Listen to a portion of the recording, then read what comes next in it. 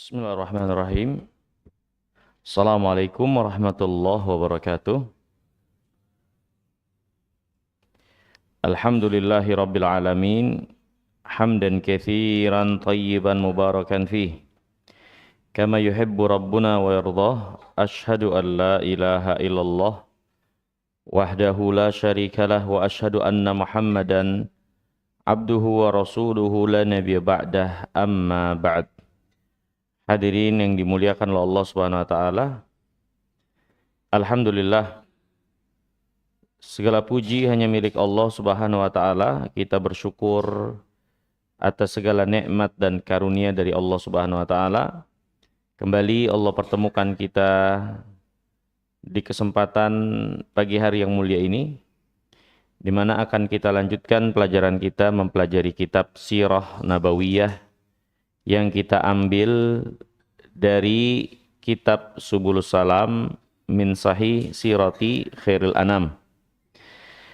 Dan kita masih dalam penjelasan keadaan Rasulullah SAW dan para sahabatnya yang tertekan, terintimidasi, dan tidak berada dalam keluasan untuk melaksanakan ibadah di kota Mekah. Sehingga sebagian dari para sahabat pun akhirnya dengan perintah dan izin dari Rasulullah SAW, sebagian mereka hijrah ke kota atau ke Habasyah dalam rangka mencari suaka, ya, dan bisa mengamalkan agama mereka dengan leluasa. Ini hadirin menunjukkan kepada kita sekalian betapa berharganya, betapa pentingnya keleluasaan untuk bisa mengamalkan agama. Ya, keluasan untuk bisa mengamalkan agama dengan tenang, dengan nyaman, itu adalah sesuatu yang sangat penting, nikmat yang sangat besar yang Allah anugerahkan kepada suatu kaum, suatu umat. Dan kita alhamdulillah, ya, pada saat ini di negeri kita, di tempat kita berada dalam kelapangan mengamalkan agama. Kita tidak mengalami seperti yang dialami oleh para sahabat, ya, berada dalam kesempitan, kesulitan, bahkan hampir tidak memungkinkan untuk mengamalkan agama itu dengan leluasa. Dan kita alhamdulillah, Allah Subhanahu wa taala mudahkan syiar-syiar agama, ya, yang bisa kita kumandangkan, yang bisa kita amalkan dengan terang, tanpa harus sembunyi-sembunyi, tanpa harus takut, tanpa ada intimidasi dan tekanan tertentu. Alhamdulillah, ini nikmat dari Allah yang penting untuk kita sadari, untuk kita syukuri, ya, nikmat yang besar ini. Ya, di zaman kita, sebagian saudara-saudara kita masih ada yang berada dalam kesulitan, tekanan, intimidasi, bahkan dijajah, dan tidak bisa mengamalkan agama ini dengan leluasa di negeri, di tanah air mereka sendiri. Bahkan sebagian mereka harus terusir, ya, oleh penguasa yang zalim yang mereka berada di wilayahnya, dan sebagiannya bahkan jelas-jelas disiksa, ya, karena keimanan dan keberagamaan mereka dengan agama Islam ini. Maka hadirin yang dirahmati dan dimuliakan Allah, sekali lagi nikmat keleluasaan untuk mengamalkan agama adalah nikmat yang sangat besar. Untuk kita sadari, puji Allah Subhanahu wa taala, bersyukur kepadanya, ya, dan jaga, pelihara nikmat ini. Ya, jangan melakukan hal-hal yang malah merugikan kita sekalian, sehingga Allah cabut nikmat ini dan kita jadi sulit untuk mempraktekkan mengamalkan agama. Jaga nikmat ini dengan bersyukur pada Allah, memuji Allah Subhanahu wa taala, menjaga kerukunan di dalam beragama, ya, kemudian saling tolong menolong dalam kebaikan dan takwa di atas asas kasih sayang, belas kasih, kebersamaan, persaudaraan yang terus harus kita ciptakan di tengah-tengah kaum muslimin. Ini hadirin yang dimuliakan oleh Allah. Kemudian di antara kejadian atau kisah terkait dengan hijrah juga, penulis membawakan riwayat yang sahih, kisah Abu Bakar, yang ternyata Abu Bakar pernah melakukan suatu upaya untuk hijrah juga. Lihat, bahkan seorang Abu Bakar akhirnya untuk keleluasaan mengamalkan agamanya, akhirnya dia pernah berusaha untuk meninggalkan kota Mekah. Jadi yang hijrah itu, ya, kalau mereka dari kaum muslimin orang-orang yang lemah, seperti Bilal kah, atau keluarga Yasir kah, atau yang lain-lain dari para sahabat yang mungkin berada dalam keadaan lemah, yang tidak memiliki kekuatan nasab keluarga yang terhormat, bukan dari keluarga bangsawan, mungkin kita bisa pahami. Akhirnya mereka tertekan dan tidak leluasa. Tapi ternyata orang selevel Abu Bakar, seorang bangsawan, akhirnya juga mendapat tekanan ini. Ya. Ketekanan untuk tidak leluasa mengamalkan agamanya. Ya. Mari kita perhatikan apa yang diceritakan oleh Aisyah radhiyallahu taala anha tentang hal ini. Aisyah radhiyallahu taala anha pernah mengatakan, "Lam aqil abawayya qattu illa wahuma yadinani din." Aku tidak pernah menyadari, karena Aisyah waktu itu masih kecil, dia belum balik, ya, belum berusia 9 tahun, masih anak-anak. Aku belum sadar kalau kedua orang tuaku itu berada pada suatu agama. Ya. Walam yamurru alaina yaumun illa ya'tina fihi Rasulullah SAW tarafain nahar bukratan wa asyiyya. Ketika itu, ya, Rasulullah SAW itu selalu mampir main ke rumah kami. Setiap pagi, sore, Nabi itu selalu, ya, datang ke rumah Abu Bakar. Ya, dan tentu ini menunjukkan kedekatan Rasulullah SAW dengan Abu Bakar. Ya, di mana sebelum hijrah pun Nabi SAW itu biasa menjadikan Abu Bakar orang yang beliau biasa berdiskusi dengannya, berbincang dengannya. Nabi mendatangi rumah Abu Bakar, mengunjunginya setiap pagi dan petang. Ya.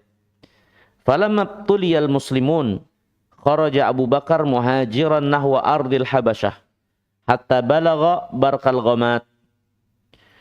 Ketika dalam keadaan kaum muslimin mendapatkan ujian, yaitu tekanan dari orang-orang musyrikin di kota Mekah sebagaimana yang kita ketahui bersama, Abu Bakar hendak hijrah juga ternyata. Hendak hijrah juga ke negeri Habasyah, ya, ke Ethiopia, ya, menyusul atau mengikuti saudara-saudaranya yang telah mendahului dalam hijrah. Abu Bakar sudah membulatkan tekadnya dan dia pun pergi meninggalkan kota Mekah sampai tiba di tempat yang namanya Barkal Ghamat atau Barkul Ghamat. Ya. Dia adalah suatu tempat kurang lebih 5 mil keluar dari kota Mekah menuju arah Yaman. Di tempat Barkul Ghamat, laqiyahu Ibnu Daginah. Abu Bakar bertemu seorang yang bernama Ibnu Daginah. Dan Ibnu Daginah itu adalah tetua wilayah tersebut. Ya, dia tokoh dan tetua di wilayah itu. Ya. Faqal, Ibnu Daginah mengatakan kepada Abu Bakar, "Aina turid ya Abu Bakar? Engkau mau pergi kemana wahai Abu Bakar?" Jadi Abu Bakar ternyata dikenal oleh Ibnu Daginah. Ibnu Daginah tokoh tetua. Tentu seorang seperti Ibnu Daginah ini nggak akan mungkin mengenali Abu Bakar, kecuali Abu Bakar juga adalah seorang yang terpandang. Ya, sama-sama orang terpandang biasanya kan punya koneksi. Ya. Nah, Ibnu Daginah menyapa Abu Bakar dalam perjalanannya itu, "Kamu mau kemana wahai Abu Bakar?" Ya. Maka Abu Bakar menjawab, "Akhrajani qaumi fa urid an asih fil ard a'budu rabbi." Kaumku mengusirku. Ini dia nggak bisa leluasa untuk mengamalkan agama di kampung halamannya sendiri. Kaumku mengusirku, aku ingin pergi dari kampung halamanku, dari negeriku, untuk bisa leluasa menyembah Allah. Lihat, sampai orang seperti Abu Bakar akhirnya mendapatkan kesempitan juga. Berarti memang keadaannya benar-benar sangat tidak menguntungkan bagi kaum muslimin. Ya. Qala Ibnu Daginah. Ibnu Daginah berkata kepada Abu Bakar yang ingin hijrah ini, "Inna mithlaka ya Abu Bakar la yakhruj wa la yukhraj." Orang kayak engkau hai Abu Bakar, enggak boleh keluar dari kampung halamannya. Enggak boleh juga dikeluarkan. Gimana diusir? Orang seperti Abu Bakar yang memiliki kontribusi besar untuk masyarakat, untuk tanah airnya, bagaimana malah disempitkan kehidupannya, kebebasannya, sehingga dia harus meninggalkan tanah air, keluar dari tanah airnya, ya, dengan sebab tekanan itu. Nggak boleh. Ini kerugian bagi satu negeri, bagi suatu wilayah tanah air, di mana anak negerinya, anak bangsanya yang berprestasi, yang banyak kontribusi, yang memiliki potensi, justru tidak diberikan kesempatan untuk membangun negerinya, membersamai dalam kebaikan. Ini hadirin dan dimuliakan Allah. Lihat pola pikir dari seorang tokoh, pola pikir dari seorang bangsawan, pola pikir dari seorang pemimpin suatu wilayah.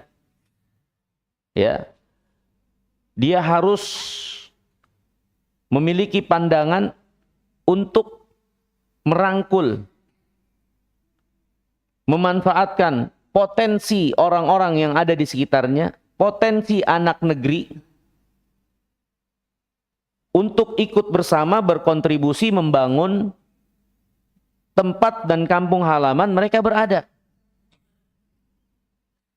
Ini diantara sudut pandang seorang intelektualitas, bangsawan, pemimpin. Ya. Manfaatkan orang-orang di wilayah sekitar, orang-orang asli dari penduduk anak negeri, mereka yang harusnya membangun negerinya, mereka yang harusnya membangun wilayahnya, mereka yang harusnya terus dipertahankan untuk berkontribusi dalam kebaikan bagi saudara-saudaranya yang lain. Ya. Nah, ini ya suatu pemikiran dalam pengaturan kenegaraan. Ini seorang negarawan Ibnu Daginah ini. Ya, makanya hadirin yang dirahmati dan dimuliakan oleh Allah, sangat disayangkan kalau banyak potensi dari anak-anak negeri kita, orang-orang yang cendekiawan, cerdas, tapi justru tidak diberi ruang dan mereka malah dihormati, dimuliakan di negeri orang dan dimanfaatkan oleh bangsa lain. Sangat sayang sekali. Ya.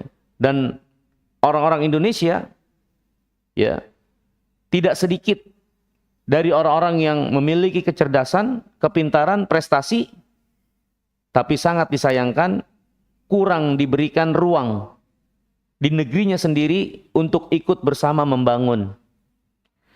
Padahal di antara pemikiran intelektualitas dalam kebangsaan, anak negerilah Ya, kalau kita bahasa ininya, akamsi, anak kampung sendirilah itu yang harusnya dimanfaatkan, berkontribusi kebaikan bersama masyarakatnya.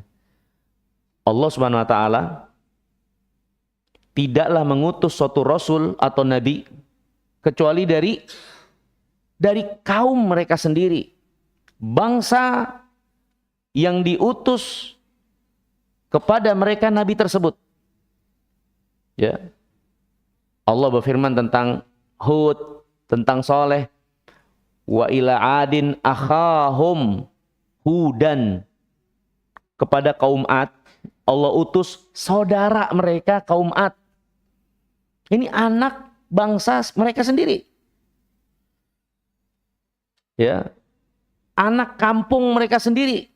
Itu yang Allah utus. Nabi Allah Hud kepada kaum Ad. Nabi Allah Saleh kepada kaum Thamud. Wa ila Thamud akhahum Salihan. Kepada kaum Thamud, saudara mereka ini Saleh yang kami utus. Maka ini hadirin yang dimuliakan Allah, tentu terdapat hikmah yang besar. Allah Subhanahu wa taala mengangkat seorang nabi dan rasul untuk satu kaum berasal dari tubuh mereka sendiri. Anak bangsa akamsi. Ya. Tentu Allah Subhanahu wa taala akan memilihkan dengan ketepatan ketika memilih nabi yang diutus kepada satu kaum dari kaum mereka sendiri. Ya. Hai ini hadirin yang dirahmati dan dimuliakan oleh Allah. Ya. Ketika kita memiliki pemikiran untuk memajukan wilayah kita, tempat kita, kampung kita, ya, maka manfaatkan potensi dengan baik orang-orang yang ada di wilayah sekitar. Ya, anak bangsa, akamsi, manfaatkan potensinya. Karena dengan begitu kebersamaan, kekuatan, ikatan lebih kuat lagi tentunya. Ya. Dan tentu orang yang berasal dari negeri dan kampung itu sendiri akan lebih menunjukkan antusias, kesungguhan dalam berkontribusi. Karena ya inilah kaumnya sendiri, wilayahnya sendiri, kampung dia bagian darinya. Ya. Banyak lagi hikmah tentunya. Walhal Ibnu Dagina berkata kepada Abu Bakar, Inna mislaka, ya Abu Bakar la yakhruj wa la yukhraj. Orang kaya engkau, anak bangsa, anak negeri yang punya potensi besar, berkontribusi kebaikan, nggak boleh keluar dari negerinya. Dan nggak boleh juga dikeluarkan, diusir apalagi. Kemudian Ibnu Daginah menjelaskan keadaan Abu Bakar yang dikenal sebagai orang yang banyak kontribusi kebaikan buat masyarakat. Nah ini hadirin yang dirahmati dan dimuliakan oleh Allah.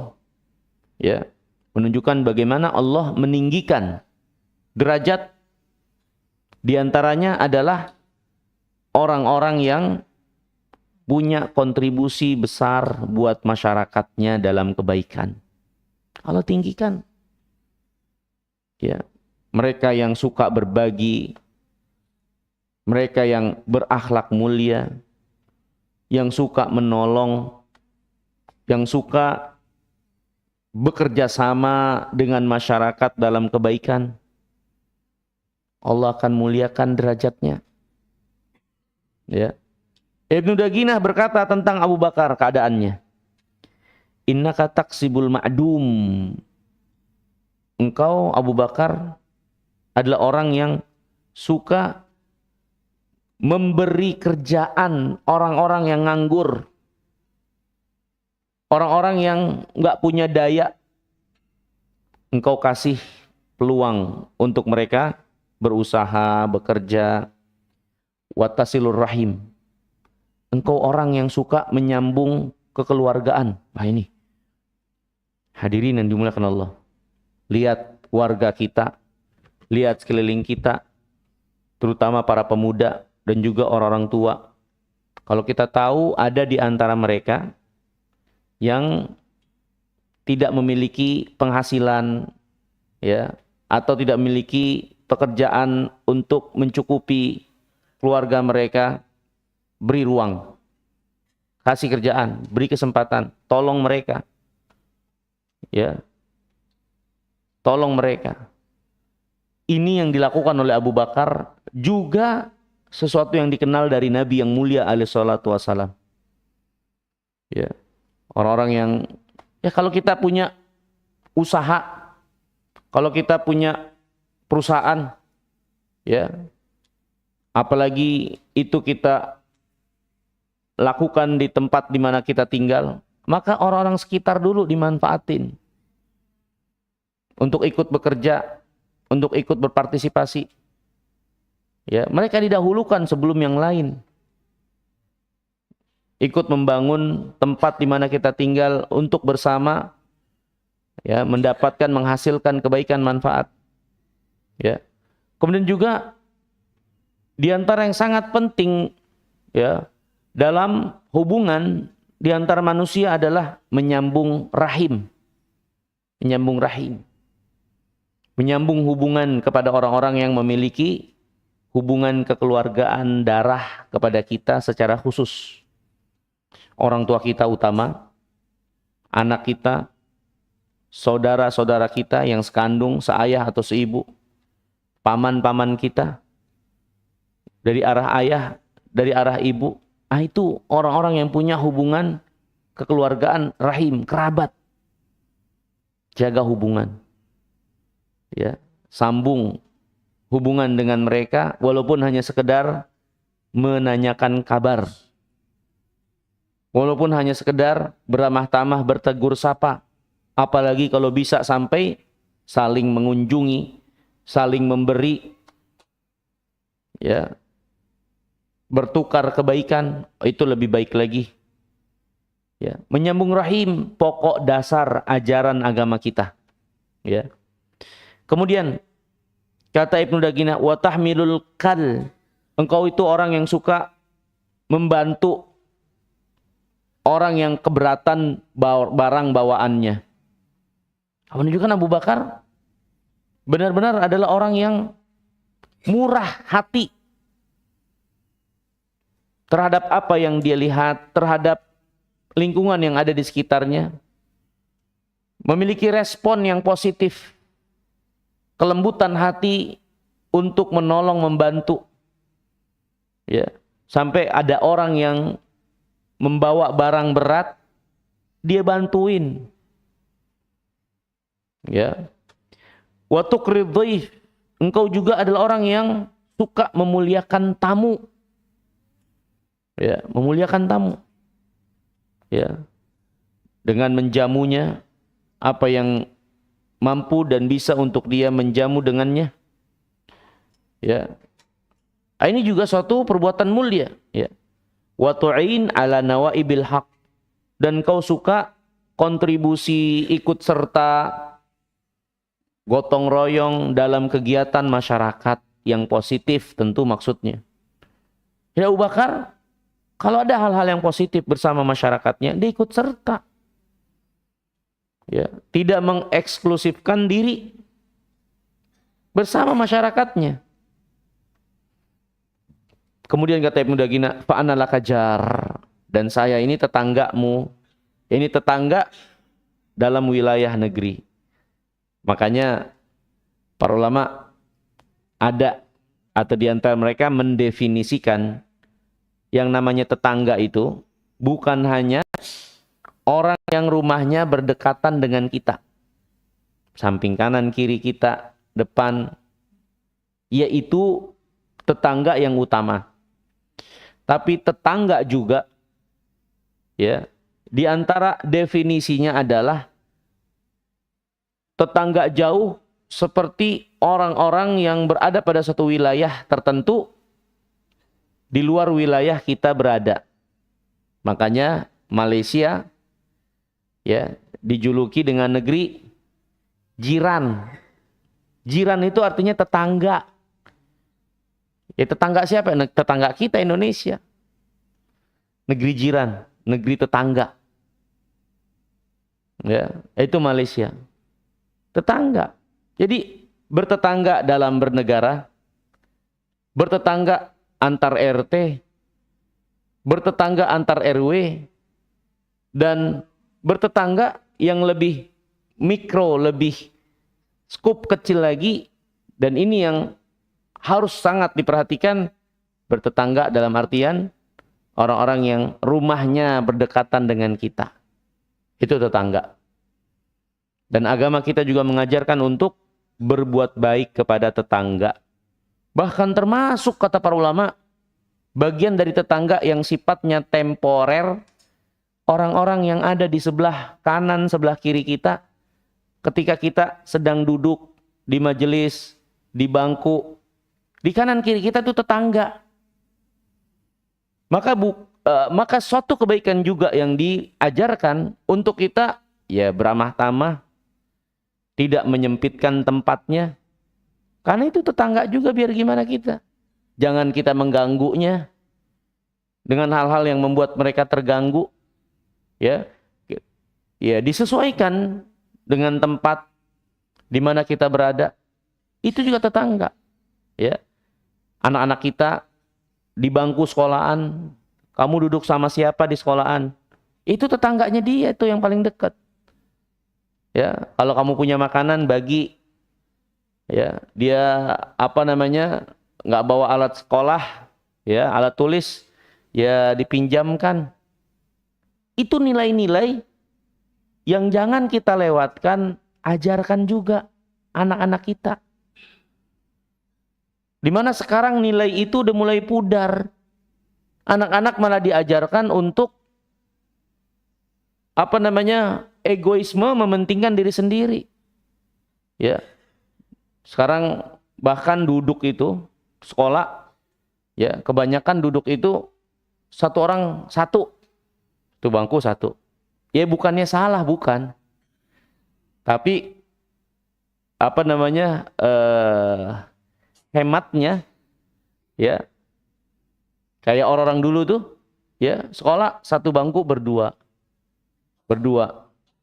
Di situ kan ada nilai persaudaraan juga. Ya, kita dulu sekolah minjem pulpen, minjem buku, sampai contek-contekan ya kan? Gitu. Nggak apa-apa, gituan doang mah ya kan? Yang penting guru juga memaklumin gitu. Dan kasih tahu juga anak-anak jangan nyontek tentunya.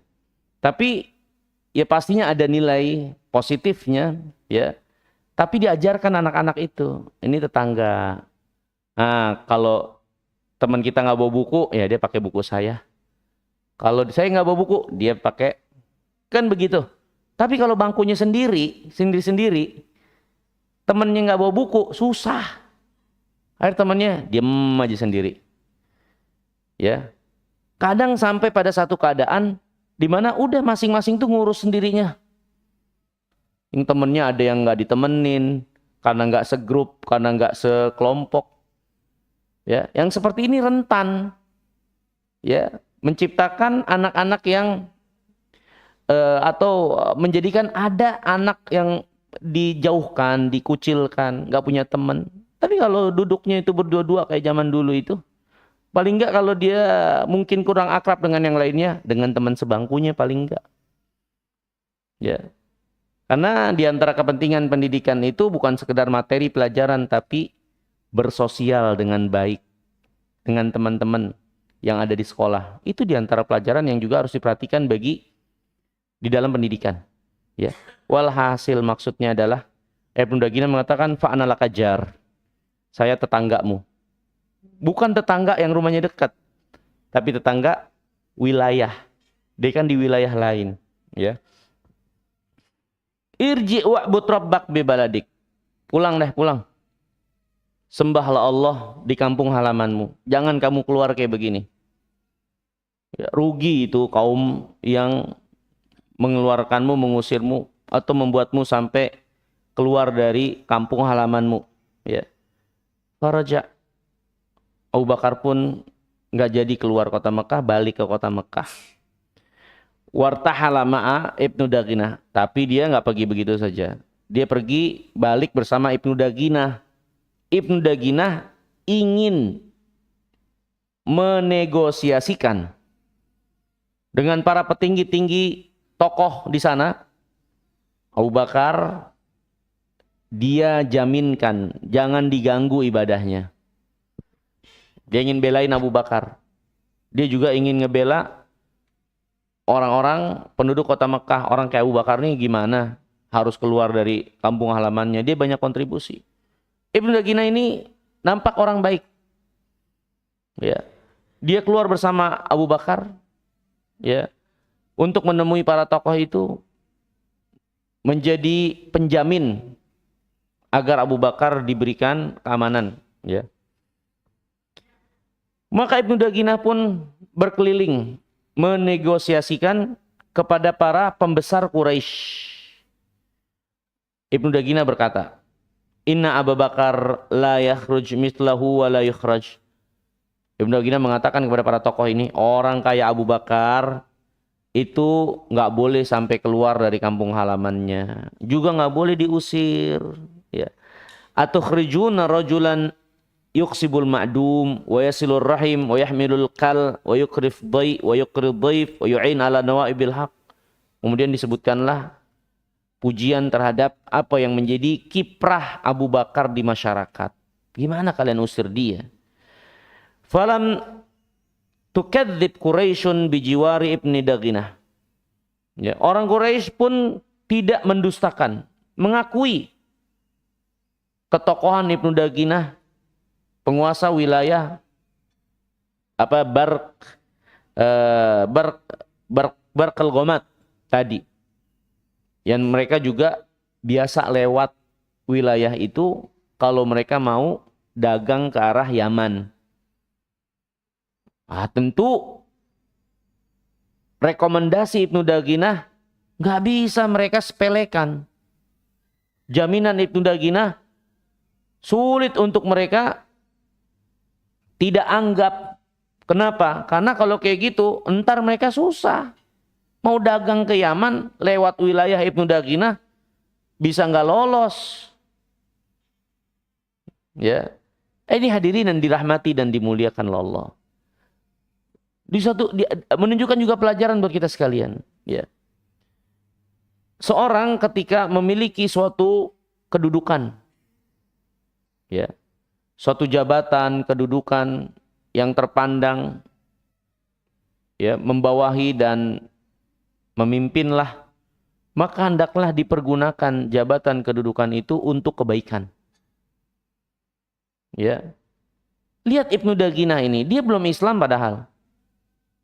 Bagaimana dia mempergunakan keadaan dirinya, ketokohannya untuk kebaikan, merekomendasi orang baik, ya, kemudian membuka jalan kebaikan. Ya. Jangan memanfaatkan jabatan atau kedudukan itu justru untuk mencelakai orang lain, merugikan orang lain. Jabatan kedudukan itu ujian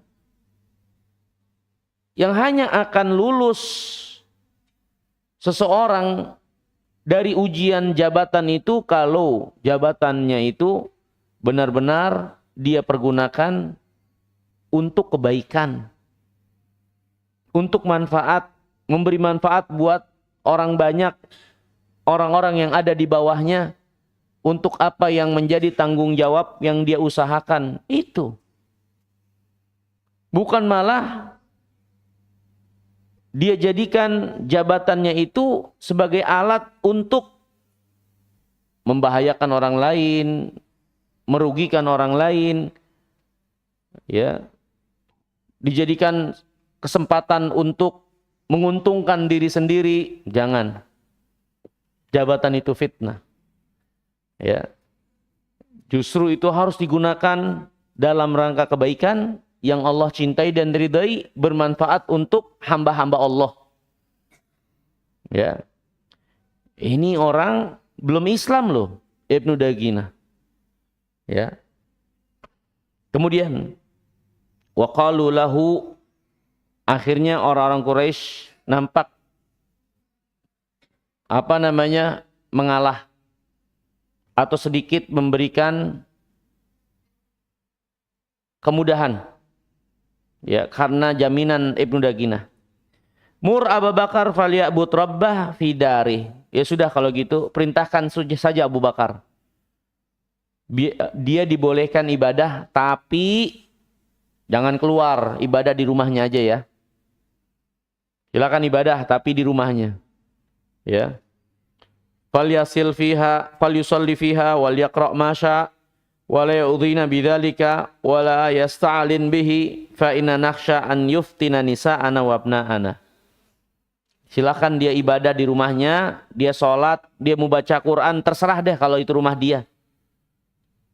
Sehingga dia tidak membahayakan, enggak mempengaruhi, ya, dan nggak boleh mengumumkan, sehingga anak-anak perempuan, ya, sehingga para wanita, anak-anak perempuan sampai terpengaruh sama apa yang dibaca oleh Abu Bakar, maksudnya baca Quran. Jadi kalau mau sholat, baca Quran, ya baca dia di rumah. Sehingga nggak menarik perhatian, sehingga anak-anak dan para wanita tidak sampai tertarik dan terfitnah. Akhirnya orang Quraisy mengizinkan Abu Bakar, yaudah nggak apa-apa silakan ibadah di rumah. Ya. Berarti tadinya nggak boleh sampai segitunya. Kalau ketahuan bisa kena hukuman dari mereka. Tadinya nggak boleh. Ya. Jadi hadirin yang dimuliakan Allah, orang-orang musyrikin memang orang yang Allah jelaskan dalam Al-Quran paling keras permusuhannya kepada orang-orang beriman. Ya, paling keras permusuhannya. Ya, dan paling benci dengan apa yang dilakukan oleh orang-orang beriman dari ibadah kepada Allah. Itu orang-orang musyrikin. Ya. Faqala dzalika Ibnu Daginah li Abi Bakar. Maka Ibnu Daginah pun menyampaikan apa yang menjadi kesepakatannya bersama orang Quraisy. Maka Abu Bakar pun selanjutnya dia menyembah Allah di rumahnya. Dia enggak mengumumkan, tidak mengeraskan atau tidak membacakan ya keras apa yang dia baca, ya, atau dia tidak melakukan ibadah dan sholat kecuali di rumahnya. Tsumma bada di Abu Bakar. Kemudian Abu Bakar berpikir untuk melakukan itu di halaman rumahnya. Kan itu rumahnya juga, wilayah dia. Tadinya di dalam rumah. Akhirnya Abu Bakar pikir, ya udah deh, kerjain di halaman rumah. Ya. Kemudian dia pun bangun satu tempat ibadah di halaman rumahnya. Ya. Dia nggak lakukan itu dalam rumahnya, tapi dia buat satu tempat ibadah, tapi masih wilayah tanah rumah dia. Dia sholat di situ, dia baca Quran, hingga akhirnya para wanita dari orang-orang musyrikin tertarik, anak-anak tertarik, melihat apa yang dilakukan oleh Abu Bakar. Ya, mereka mengerumuni, ngeliatin Abu Bakar ngapain, tertarik dengan apa yang dilakukan Abu Bakar dan apa yang dibaca oleh Abu Bakar. Ini hadirin yang dimuliakan Allah. Di antara kemukjizatan Al-Quran, bagaimana ayat-ayat Al-Quran itu membawa daya tarik tersendiri. Ya, orang-orang musyrikin biar bagaimanapun ketika itu adalah orang-orang yang ngerti bahasa Arab. Sehingga ketika dibacakan ayat Al-Quran yang merupakan dari bahasa mereka, firman Allah dari bahasa mereka, wah ini mereka pastinya akan merasa ada ketertarikan sendiri. Ini perkataan apa? Yang sangat mendalam, indah, rangkaian-rangkaiannya menakjubkan, sastra yang sangat tinggi, penuh dengan makna. ya, kelembutan, kasih sayang dari apa yang difirmankan. Ini Al-Quran, hadirin yang dimuliakan Allah. Ya. Maka orang-orang beriman harusnya lebih tertarik lagi daripada orang-orang musyrikin. Orang beriman harusnya lebih antusias lagi, lebih tertarik lagi terhadap Al-Quran dari orang-orang yang gak beriman, dari orang musyrikin. Orang musyrikin saja kita pernah menjelaskan. Ya, ada beberapa orang dari orang Quraisy yang diutus untuk bernegosiasi kepada Rasulullah. Malah dibacakan ayat-ayat Allah, pulang dia sampai nggak keluar beberapa hari dari rumahnya. Saking terkesan dengan apa yang dibacakan oleh Rasulullah SAW, sehingga teman-temannya menganggap itu orang kita utus malah masuk Islam. Disangkain masuk Islam dia. Karena habis itu hilang dari peredaran. Ya. Orang musyrikin terpengaruh dengan Al-Quran. Maka kenapa kita tidak berada dalam keadaan itu? Ya, kita harus evaluasi kelemahan kita ketika kita nggak punya antusias, semangat, ketertarikan terhadap Al-Quran. Ini ada masalah apa sama kita? Kok sampai keras hati kita nggak punya ketertarikan terhadap Al-Quran? Apalagi jamaah yang dimuliakan Allah. Sebentar lagi kita masuk bulan Ramadan yang merupakan bulannya Quran. Terus kita masih juga menjauhi Al-Quran. Na'udzubillah. Semoga Allah SWT menyelamatkan kita dari hal tersebut. Ya. Bagaimana kita jadi baik? Bagaimana kita jadi beruntung kalau kita menjauh dari Al-Quran? Jangankan mentadaburi, memahaminya, bacanya juga kita enggak. Gimana kita jadi beruntung kita menjauhi firman Allah? Ya, maka ini suatu teguran dan evaluasi buat kita sekalian. Lihat orang musyrikin, wanita, anak-anak aja tertarik terhadap Al-Quran, apa yang dibacakan dari Al-Quran. Ya. Kemudian hadirin yang dirahmati dan dimuliakan Allah. Dan Aisyah menjelaskan, Abu Bakar itu orangnya cengeng. Cengeng bukan berarti cengeng menurut definisi yang kita kenal ya, gampang nangis, ya, enggak. Cengeng di sini karena kelembutan hati Abu Bakar yang sangat khusyuk, penuh dengan ketundukan dalam membaca firman Allah. Dia kalau baca Al-Quran dia enggak bisa tahan air matanya, pasti mengalir karena pengagungan, rasa takut, penghayatan kepada firman Allah yang dia baca itu. Ini hadirin, ya, kita nangis paling kalau utang nggak bisa bayar, ya, masalah-masalah yang seperti itulah, ya wajar ya manusia, ya. Tapi tentu sangat disayangkan kita nggak menangis untuk apa yang kita baca dari Al-Quran. Itu firman Allah, ya, itu di dalamnya petunjuk. Dalamnya ada peringatan, diingatkan banyak dengan hal-hal yang dahsyat dari keadaan akhirat, siksa akhirat. Kita jelaskan di situ kebesaran, keagungan Allah pencipta alam semesta.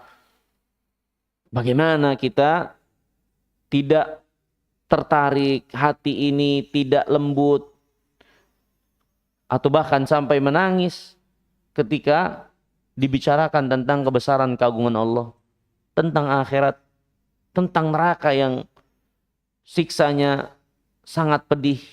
Maka ini Abu Bakar itu orangnya gampang nangis. Kalau baca Quran dia pasti nangis. Ya.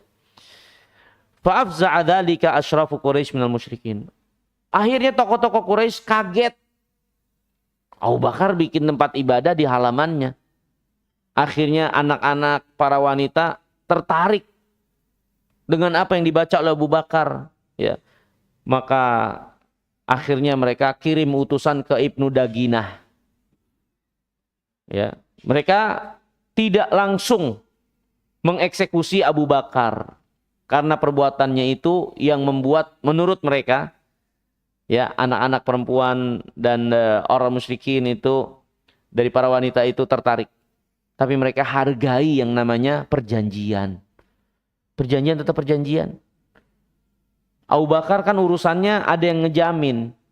Ketika mereka merasa bermasalah nih Abu Bakar, yang didatangi penjaminnya. Mereka sangat menghargai perjanjian loh. Ini orang musyrikin. Ini orang musyrikin.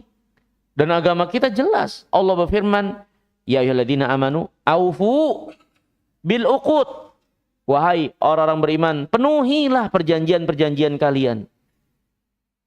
Ya. Jangan kayak apa namanya? Yang janji-janji terus habis itu lupa. Ya. Nah, ini bedanya pilkada sama pilkabe. Kalau pilkada, ya, kalau udah jadi lupa. Kalau pilkabe, kalau lupa jadi. Ya. Dan ibu tahu tuh. Kemudian hadirin yang dirahmati dan dimuliakan Allah. Orang musyrikin pun mendatangi Ibnu Daginah. Karena sudah terikat perjanjian, dia ngejamin Abu Bakar. Kemudian mereka mendatangi Ibnu Daginah dan mengatakan, ya, kita memberikan suaka kepada Abu Bakar perlindungan karena jaminanmu. Ya, isi perjanjiannya dia nyembah Allah di rumahnya saja.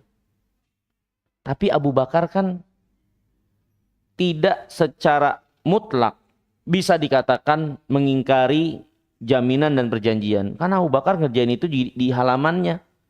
Dan dia buat tempat khusus juga. Itu kan wilayah dia juga. Kan seperti itu. Ya. Jadi Abu Bakar nggak bisa disalahkan juga. Tapi di saat yang sama, ya Abu Bakar juga bisa dibilang, ini nyari masalah sama aja. Kan dari awal dalam rumah. Ya, bukan wilayah rumah. Nah, orang musyrikin kemudian mengadukan, ini dia udah ngelampaui batas nih dari perjanjian yang kita ikat. Dia malah bangun masjid, tempat ibadahnya di halaman rumahnya. Terus kencengin suaranya ketika baca Quran, ketika sholat. Akhirnya kami mengkhawatirkan para wanita dan anak-anak tertarik terhadap Abu Bakar. Ya. Kemudian orang musyrikin mengatakan kepada Ibnu Daginah, kalau Abu Bakar mau, dia balik ke rumahnya, masuk lagi ke rumahnya, ibadah di dalam aja, kita lanjutkan perjanjian. Tapi kalau nggak mau dan dia teruskan seperti yang dilakukan sekarang ini, maka kami dengan berat minta ditarik jaminan Abu Bakar itu. Ya. Nah, kemudian dia mengatakan, sesungguhnya kami sejatinya nggak suka untuk membatalkan jaminanmu dan perjanjian denganmu ini. Kami nggak suka. Tapi gimana? Abu Bakar kayaknya melewati batasan menurut pandangan orang-orang musyrikin. Kemudian kata Aisyah, akhirnya Ibnu Daginah pun mendatangi Abu Bakar lagi. Dan Ibnu Daginah mengatakan, sesungguhnya engkau telah tahu apa yang aku jaminkan untukmu, ya, dengan kaummu orang Quraisy. Maka ya apa boleh buat. Ya, engkau mengikuti aturan mainnya, ibadah tetap di dalam rumah. Kalau engkau nggak lakukan, ya sudah, saya tarik jaminanku. Karena aku nggak bisa, menurut pandangan mereka, engkau sudah keluar daripada batasan dari isi perjanjian. Kemudian Abu Bakar mengatakan, fa inni aruddu alaika jiwarak wa arda bijiwarillah. Ya sudah kalau gitu, aku kembalikan kepadamu jaminanmu dan aku tetap berpegang teguh dan lebih ridho kepada jaminan Allah Subhanahu wa taala. Ya sudah. Kalau kamu ambil jaminan silahkan. Di awal juga Abu Bakar nggak minta. Ya, kalau engkau nggak mau ini, ya udah saya berpegang pada jaminan Allah. Ya, ini yang harus saya lakukan, saya kerjakan sebagaimana adanya. Ya, lihat betapa kuatnya iman Abu Bakar. Betapa wibawanya Abu Bakar. Dia nggak minta-minta sama Ibnu Daghina. Ya kalau kamu nggak mau ngasih ya sudah terserah. Ambil aja lagi. Jaminan saya Allah. Saya lebih percaya dengan Allah Subhanahu wa taala. Lihat, ini Abu Bakar. Ini hadirin yang dimulakan Allah. Nggak ada masalah kita bekerja sama ya dengan manusia, tapi pada satu keadaan jangan kita menyandarkan hidup kita, diri kita kepada mereka. Ya. Kalau memang mereka ada hal-hal yang akhirnya mau nggak mau harus ada yang namanya perpisahan atau pemutusan dari kerjasama dan seterusnya, ya, nggak ada yang perlu dikhawatirkan. Karena hidup kita dari awal harus kita gantungkan, sandarkan kepada Allah Subhanahu wa ta'ala. Ya, lihat Abu Bakar. Dari awal dia nggak minta. Ditawari ya sudah. Mau diambil lagi, ambil aja. Memang saya lebih ridho dengan jaminan Allah Subhanahu wa ta'ala. Ini pelajaran besar daripada Abu Bakar. Ketawakalannya penuh kepada Allah Subhanahu wa ta'ala dan tidak bergantung pada makhluk. Walaupun di saat yang sama enggak menafikan untuk bersama dengan makhluk kalau memang ada hal yang bisa menguntungkan dan manfaat, tapi tetap ketergantungan dan bersandar itu kepada Allah bukan kepada makhluk. Ya. Ini hadirin yang dirahmati dan dimuliakan Allah, mungkin yang bisa kita pelajari ya di kesempatan pagi hari yang mulia ini, di antara apa yang dibawakan oleh penulis riwayat yang sahih, dan ini diriwayatkan oleh Al-Imam Al-Bukhari rahimahullah tentang kisah kejadian Abu Bakar Ibn Daghina dengan orang-orang musyrikin, yang kembali menunjukkan kepada kita sekalian bagaimana keadaan yang benar-benar sangat menyempitkan para sahabat. Jangankan orang-orang lemah, bahkan orang-orang bangsawan sekelas Abu Bakar pun akhirnya mendapatkan tekanan. Menunjukkan keadaan di kota Mekah memang ibadah ketika itu sangat tidak kondusif. Sangat tidak kondusif. Sulit mereka. Dan itu di kota suci loh. Kota suci Mekah. Ya, nggak kondusif saat itu. Ya, makanya sekali lagi untuk kita cermati dan sadari ketika Allah memberikan anugerah kepada kita, keleluasaan dalam ibadah, keleluasaan dalam mengamalkan agama kita, bersyukur kepada Allah Subhanahu wa taala. Bersyukur kepada Allah Subhanahu wa taala, nikmat yang sangat besar dan terus dijaga. Dijaga kebaikannya, ketertibannya, ya. Dijaga pengelolaannya. Nikmat dari Allah ini perlu dijaga. Ya. Ini hadirin yang dirahmati dan dimuliakan Allah, mungkin yang bisa kita pelajari di kesempatan pagi hari yang mulia ini, ya. Semoga yang sedikit ini bermanfaat. Ya, semoga Allah Subhanahu wa taala merahmati kita sekalian dan memudahkan kita dalam kebaikan dan takwa. Sebentar lagi ya kita akan memasuki bulan Ramadan, ya, bulan yang penuh keberkahan, bulan yang penuh dengan kemuliaan. Ya, untuk kita songsong Ramadan dengan penuh sukacita, ya, mengharapkan karunia dan rahmat Allah. Ya, semoga Allah memudahkan kita dalam kebaikan, dan tidak lupa juga ya saya memohon maaf ya kalau ada kekeliruan kesalahan selama ini yang terucap dari apa yang saya ucapkan. Ya, semoga kita memasuki Ramadan dalam keadaan hati yang bersih, dalam keadaan hati yang tidak ada ganjalan sedikit pun terhadap saudara-saudara kita dari kaum muslimin, ya, dan semoga Allah SWT merekatkan kita kaum muslimin dalam persaudaraan yang Allah cintai dan ridai, dan semoga Allah SWT menerima amal ibadah kita sekalian dan memasukkan kita ke dalam surganya. Amin ya rabbal alamin. Ini kurang lebihnya saya mohon maaf, semoga bermanfaat. Aku qouli hadza wa astaghfirullah li wa lakum wa akhiru da'wana alhamdulillahi rabbil alamin. Wassalamualaikum warahmatullahi wabarakatuh.